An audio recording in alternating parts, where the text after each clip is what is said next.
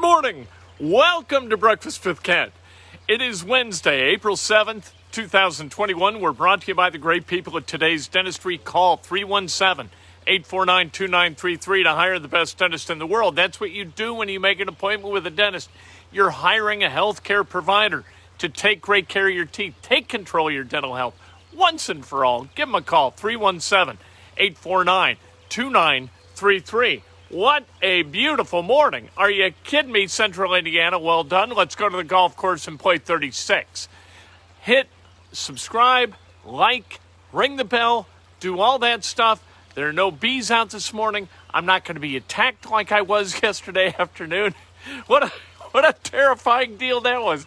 I tried to soldier through. It didn't work. Had to move. Had to hamstring. Bees flying all over your face. That's not good. That's no way to present a cogent analysis or perspective of sports. Speaking of that, let's do it. Armaan Franklin, still on the fence. Race Thompson, still on the fence. We don't know whether those guys are going to return. If they do return, Indiana's got 2 scholarships to give. This year, because Joey Brunk is a COVID waiver, he doesn't count against the scholarships. Al Durham wouldn't have either. That would have given Indiana 15 potential scholarships. As it stands right now, they've got 4 openings. If Franklin and Thompson choose to return, that shrinks down to 2. And they could use them for transfers. They could use them. I'm telling you, if I'm Mike Woodson, I do not want 14 guys on scholarship because keeping 14 guys happy is damn near impossible. That's an awful number.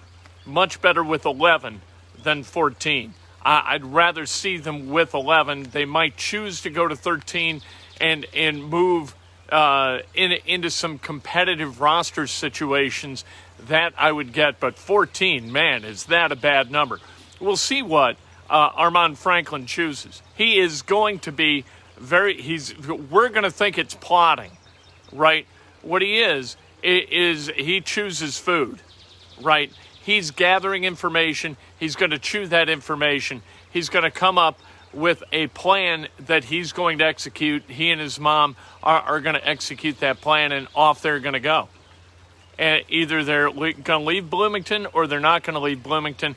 You can look at it a bunch of different ways. The longer that they take, does that mean that they're leaning Bloomington or leaning going? There are all kinds of rumors out there on different message boards. Do not listen to any of them. Armaan Franklin is going to make this decision, he and his mom, on their own time. Race Thompson, what are you going to do? What do I think is going to happen? I think Armaan stays, and I think Race Thompson goes. I think Race Thompson will transfer to Minnesota, play his final year at Minnesota for the Golden Gophers. I think that that's attractive to him to play in his hometown and in his home state, the only D1 university, or at least for basketball, in the state of Minnesota. I think that that's what Race Thompson is leaning toward doing. Armaan Franklin, I think, is leaning toward staying at Indiana. We'll see. In the end, it's going to be what it's going to be. And then you adjust from there. And that's fine. You get to transfer like where Franklin is after his sophomore year. That's when your value is highest. You've got 2 years of eligibility left. You're going to be attractive to a whole lot of different programs. I just wish him luck in gathering all the information that he needs to make a terrific choice for his future. Speaking of choices, in 22 days, the NFL Draft. I think it's going to be fantastic. I can't wait for the first round to see what the Indianapolis Colts are going to do. I think they're going to trade down, but if they don't trade down, there is a kid who would fit like a glove on this offensive line at left tackle. We're going to take a look at individual guys each day on Breakfast with Kent and then Inside Indiana Sports Now. Individual guys that the Colts are going to find attractive and would like to take at some point in this draft. At 21, even if you need to trade up a little bit to go get this guy, maybe you trade up to go get him. Chris Ballard doesn't like doing that. He doesn't like spending multiple picks on one guy, and that's what you would have to do, right? That's the way you have to look at it. The 21st pick packaged with a 4th rounder maybe to move up to 18, that means 2 picks to grab one guy. And that one guy who might be worth it, Christian Darrisaw. from Virginia Tech. He is a monster at left tackle. They're not going to be able to get Penei Sewell. That ship will have long since sailed when the Colts drafted 21, and they are not going to be able to put together a package of picks to move up to where you could take Sewell. You're not going to be able to go get that guy. Slater, you're not going to be able to get in all likelihood. But Christian Darrisaw could slip because there are going to be quarterbacks who are taken. There are going to be other guys who come off the board, some edge rush guys, some cornerbacks, a couple of wide receivers, if not 3 wide receivers, maybe more, are off the board by the time the Colts pick, and that math might push Darrisaw down to 21st. 6'5", 314, hands like sledgehammers. He is a guy who would be a perfect component on that offensive line with Quentin Nelson. If you can get Christian, he is as close to a really, really good starter-level left tackle as you're ever going to find at 21 in the draft. If Darrisaw is available, you take him and you run like a thief in the night if you're Chris Ballard. If you don't get Darrisaw, you trade back a little bit perhaps, and you find your left tackle a bit further down the line, because at that point, you're kind of taking a left tackle, but you got a pick in your pocket, right?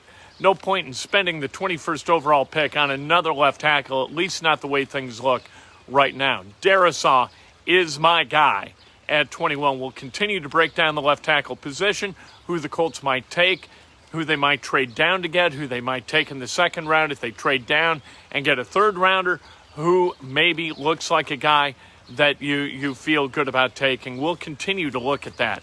And we're going to continue to look at the Indiana Pacers.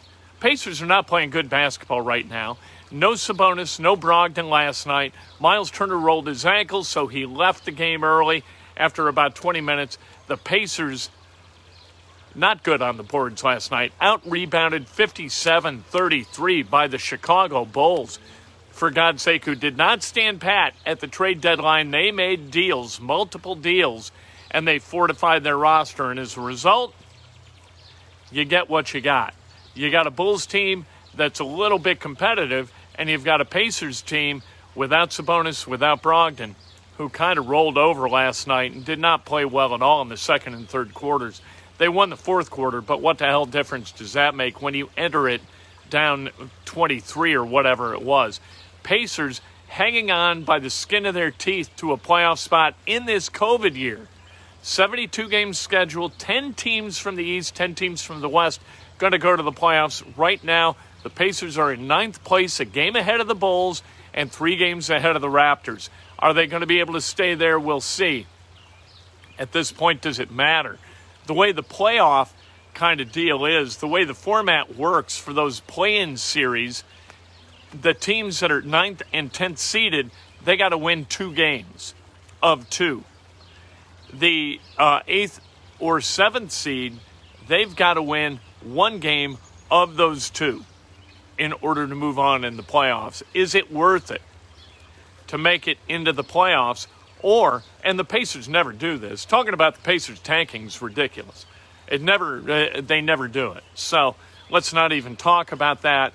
But the Pacers, Nate Bjorkgren's first year, I'll tell you, people are a little bit sick and tired of Nate McMillan crapping out in the first round of the playoffs. You know what? We got to give Nate Bjorkgren time. However, with Nate McMillan, there was never a question that the Pacers were going to make the playoffs. Right? Purdue lost its second assistant, Purdue basketball, to a head coaching gig.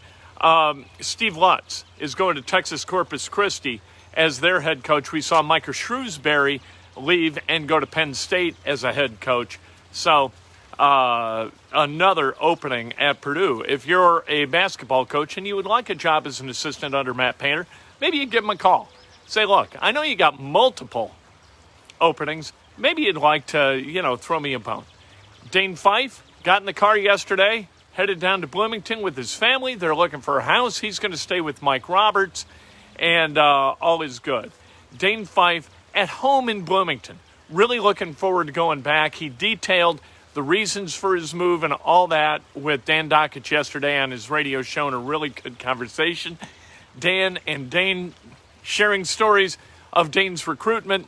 Dan, of course, his end of the story began with him sitting on a toilet talking to Bob Knight on the phone, as almost all of his stories do. When he talks about like 1996, 1997, Dan's on the toilet talking to Bob Knight on the phone about a kid. In this case, it was Dane Fife. And Dane, really good high school quarterback, and that was kind of the crux of the story, that Knight was going to tell Fife that he was too short at 6'5" to be a starting quarterback in the NFL. So, but great stuff from Dan and Dane. Good to have Dane back at Indiana. It's just a fit. Like everything we've heard over the last 2.5 weeks, it just fits. Indiana, 3.5 weeks, hell. You know, because Archie Miller, through no fault of his own, didn't fit. Mike Woodson, he does fit. Dane Fife fits. Trace Jackson Davis fits. Joey Brunk fits. All these guys fit. It's wonderful. Good times in Bloomington. We'll see if they extend into when they actually play basketball. And winning the offseason is one thing, right? The New York Jets and Chicago Bears are always winning the offseason, although not this year for the Bears. Indiana has won this offseason. Let's see if that turns into wins on the home court at Simon Scott Assembly Hall. Birthdays. Let's celebrate some birthdays. Not too many today, just 4. Tim Ham, celebrating a birthday. Lars Ciaram, happy birthday. Miles Nelson, happy birthday. Mark Gonzalez, happy birthday. If today's your birthday, you celebrate like hell. If it's not your birthday, you celebrate somebody else. That is best done with an honest and specific compliment. Enjoy yourself today. Inside Indiana Sports Now, coming at about 3 o'clock this afternoon. Look at the fish. The fish. They're swimming. It is wonderful. We will talk to you later today. Can't wait.